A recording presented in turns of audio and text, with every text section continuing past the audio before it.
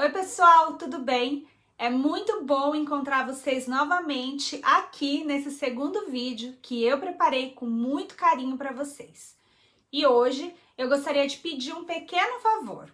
Comentem aqui o que vocês estão achando dessas aulas, porque o seu comentário é muito importante para mim.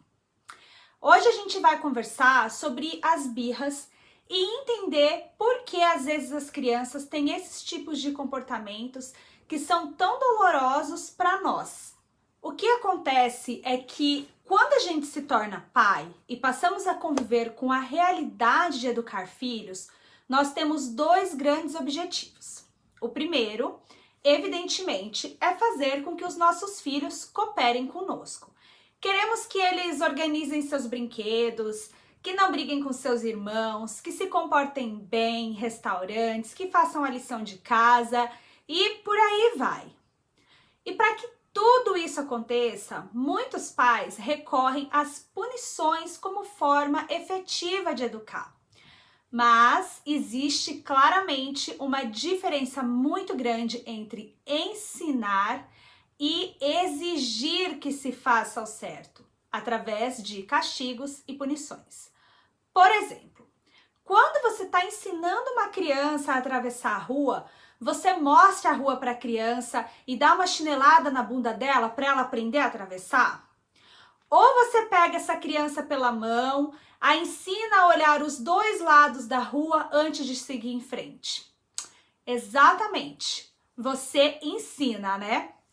Quando a gente pensa por esse ângulo, não faz muito sentido bater ou castigar as crianças, não é mesmo? Bom, o que acontece é que nós pais medimos nosso sucesso de acordo com o comportamento dos nossos filhos. Se eles se comportam bem, são felizes, carinhosos, obedientes, amáveis, a gente acredita que está fazendo um bom trabalho. Mas, se nossos filhos se comportam mal, nós culpamos a nós mesmos e aos nossos filhos por isso. E aí, fazemos de tudo para que as crianças parem o mau comportamento e voltem a ser boas outra vez. A gente considera as frustrações das crianças como birras e tentamos convencer a criança a parar de se comportar assim com frases do tipo: para com isso, isso não é nada, vai passar. Ou às vezes a gente usa até a nossa força física para conter esse comportamento da criança. Mas hoje nesse vídeo eu quero te mostrar que existe uma outra forma de enxergar as birras baseadas em generosas e fundamentadas perspectivas. As crianças são naturalmente boas, carinhosas, cooperativas e estão sempre dispostas a aprender. Mas essa boa natureza da criança pode ser afetada por maus sentimentos. O que quer dizer que quando uma criança se sente triste, assustada, frustrada, envergonhada ou se sente com medo, sozinha, ela vai extravasar esses sentimentos através do seu comportamento, que podem sim ter cunhos agressivos, como morder, bater, chutar, gritar, se jogar no chão. E crianças maiores, por exemplo, pode dar as costas enquanto você fala, sair batendo porta do quarto, da sala, enfim. Todos esses comportamentos que, como pais, é difícil lidar. O que acontece é que sentimentos dolorosos, emoções fortes, aos quais a criança não sabe lidar, empurram as crianças para esses comportamentos agressivos. Simplesmente porque é difícil para ela regular suas emoções quando elas não possuem autorregulação. Esses comportamentos são, na verdade, um pedido de ajuda da criança para você.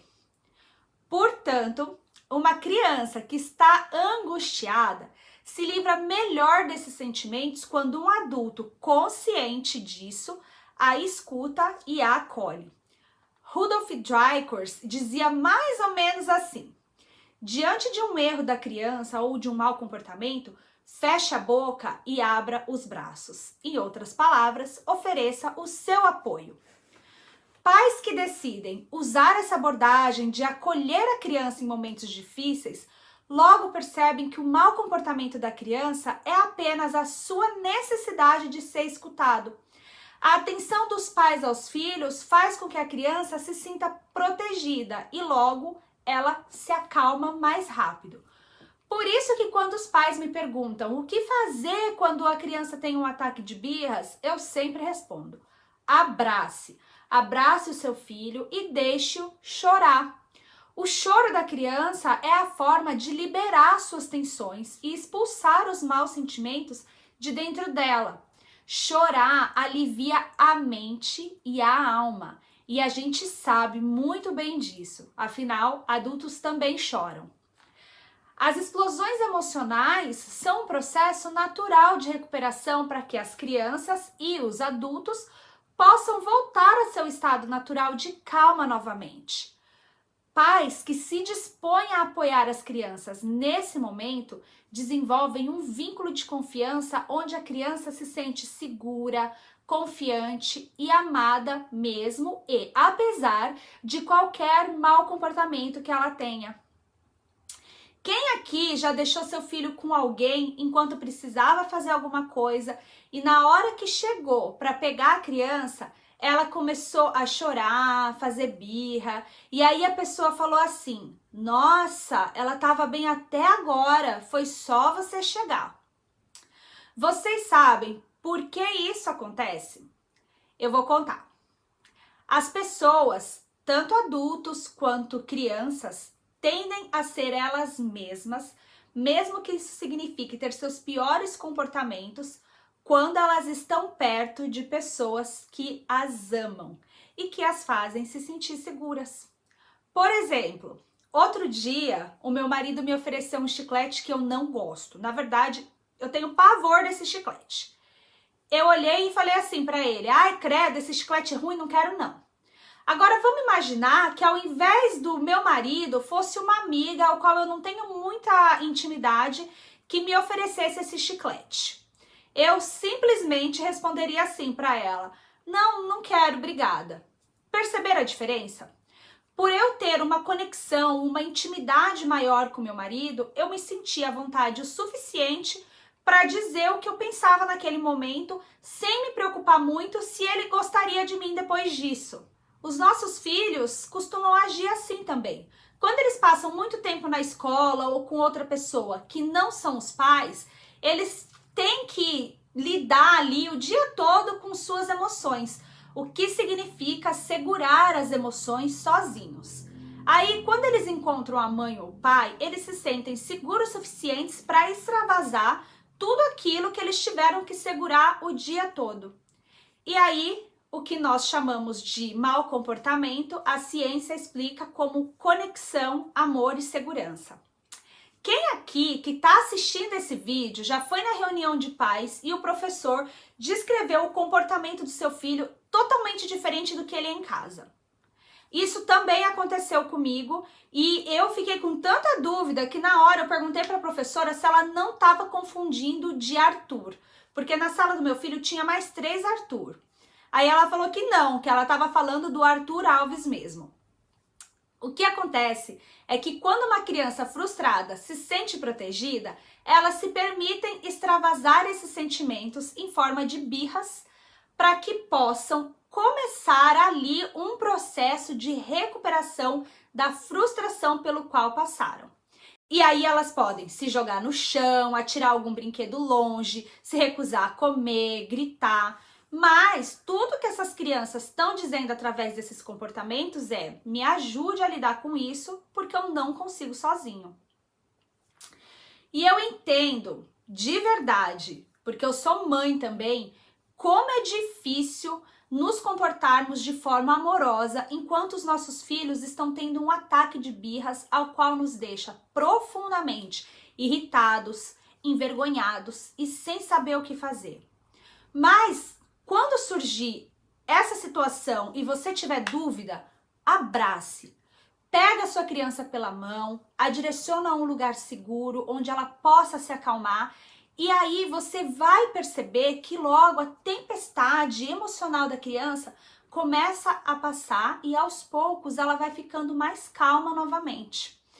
Presenciar um ataque de birras não é nada agradável para nós que somos pais e nem para as pessoas que estão ali assistindo.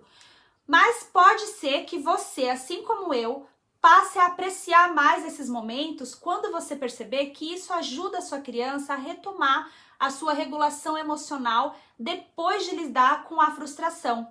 É difícil enxergar a beleza das birras quando a gente nunca pôde e nunca aprendeu a enxergar isso dessa forma. Uma vez que somos pressionados pelos nossos instintos e pelos julgamentos de outras pessoas a lidar com as birras de forma ríspida e até mesmo agressiva. Mas quando a gente descobre que uma birra não significa que os nossos filhos são mal comportados ou desajustados ou que precisam ser consertados imediatamente, a gente consegue sim ter um olhar mais empático. Muitos pais esperam que seus filhos se comportem bem, né? Que se comportem como os adultos o tempo todo. Só que as crianças, elas não são mini adultos e muitas vezes é difícil para elas se controlarem em algumas situações. Por exemplo, é exigir muito de uma criança que ela entre em uma loja de brinquedo e não peça nada. Ou que ela entre numa loja cheia de bugigangas legais e aí você diz para ela que ela não pode tocar em nada. Isso vai ser muito difícil para a criança, principalmente se ela notar que você está tocando nas coisas. Por isso é importante pensar que o que muitas vezes a gente considera birras e afrontas são, na realidade, as formas que a criança tem de lidar com as suas limitações. Afinal, nós também fazemos birras.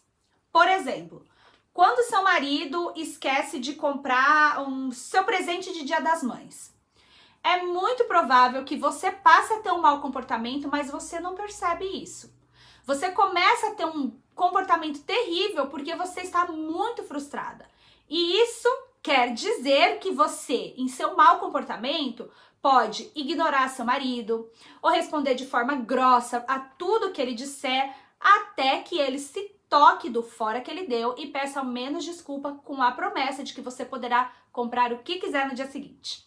Já aconteceu alguma coisa parecida com vocês? Então, por isso que a gente precisa compreender as birras dos nossos filhos, porque compreender as birras nos permite ter um olhar mais gentil sobre elas e assim agir de maneira mais gentil com os nossos filhos. Mas isso não quer dizer que você não precise ensinar o seu filho a como se comportar melhor. E será sobre isso a nossa terceira aula dessa websérie. Ela tá imperdível. Eu encontro vocês lá. Beijos!